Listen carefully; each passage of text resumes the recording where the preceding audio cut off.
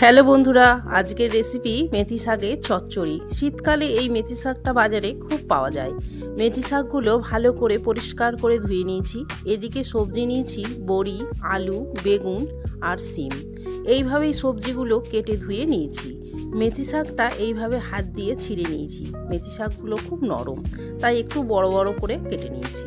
গ্যাসের ওপর কড়াই বসিয়ে সর্ষের তেল দিয়ে বড়িগুলো ভেজে তুলে রাখবো। তারপর আর একটু তেল দিয়ে মেথি শাকগুলো দিয়ে নেড়ে অল্প নুন দিয়ে নেড়ে 1 মিনিটের মতন চাপা দিয়ে দেবো। এখানে গ্যাসটা লো টু মিডিয়ামে রাখবো। 1 মিনিট পর চাপা খুলে ভালোভাবে নেড়ে নেব। সব জলটা শাকের শুকিয়ে গেছে। এবার শাকটা একটা প্লেটে তুলে রাখবো। কড়াইয়ে আরেকটু সর্ষের তেল দিয়ে দেবো। তারপর তেলে তেজপাতা, শুকনো লঙ্কা আর গোটা জিরে ফোড়ন দিয়ে দেবো।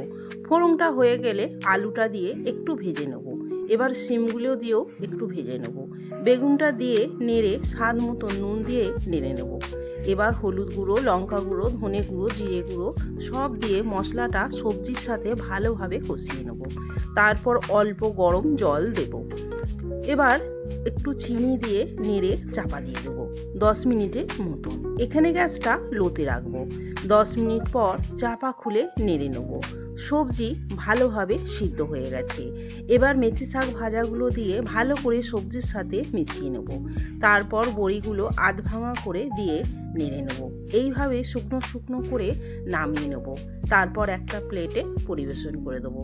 এইভাবে মেথি শাকের চচ্চড়ি বানালে দুর্দান্ত খেতে লাগে।